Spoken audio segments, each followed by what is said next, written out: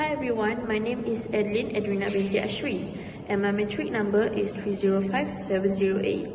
So this is my reflection video for lighting and rendering code SDCAK3083.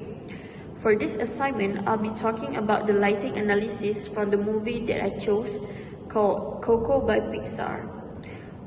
So the reason why I chose Coco because the lighting in that film is honestly one of the best that I've ever seen. Every frame looks so emotional and full of life. So for this reflection, I'm focusing on two scenes, which is the first one is outdoor daytime scene and the other one is indoor nighttime scene.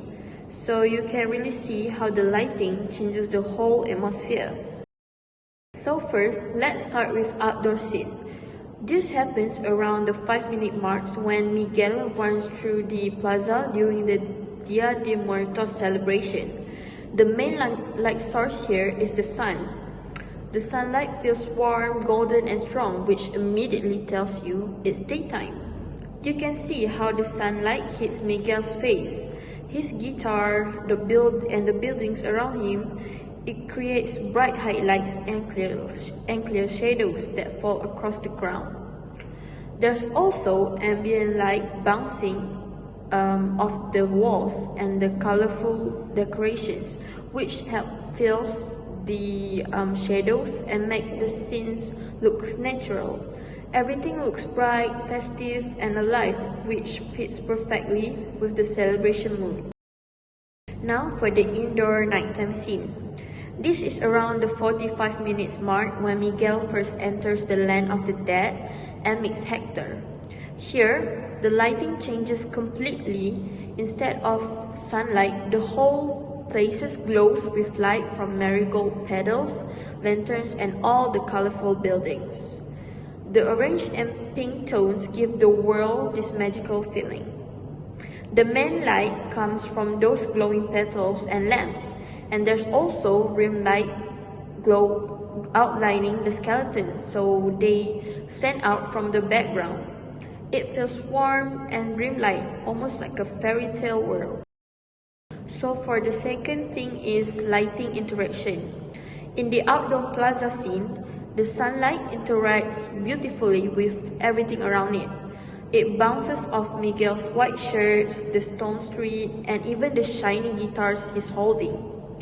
The light reflects off the windows and bright decorations, which adds a realistic sparkle, and the warm tones of the sunlight makes the colors pop even more, especially the reds, yellows, and oranges. It gives the whole place an energetic and welcoming look. Also, in the land of the dead scene, the lighting interacts in a softer and more emotional way. When light passes through the marigold petals, they look like they're glowing from the inside, and the characters are surrounded by this warm glow that makes everything feel gentle and full of meaning.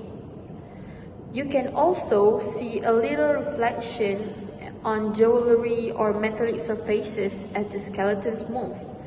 When Miguel and Hector talk, the light focusing more on their faces than the background, which helps draw your attention to them, and it's a very thoughtful to use light to guide where the audience should look. So the third one is mood and realism. So the outdoor daytime scene gives off a cheerful and lively mood. It feels warm, happy, and full of movement. The sunlight makes everything look energetic, and it looks like a real street during a festival. It also feels realistic because the lighting behaves just like the natural daylight. So it shows how the artist really understands how light works in real world. And the nighttime scene gives a completely different kind of feelings. It's warm too, but in a softer, more emotional way.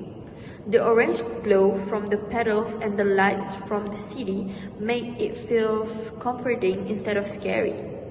So even though it's called the land of the dead, the lighting makes it feel alive and full of love.